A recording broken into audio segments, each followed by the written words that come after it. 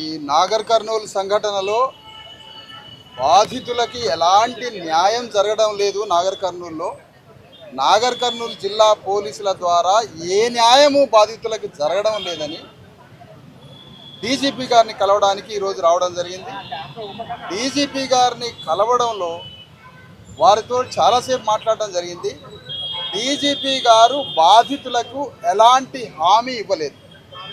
ఇది చాలా స్పష్టం.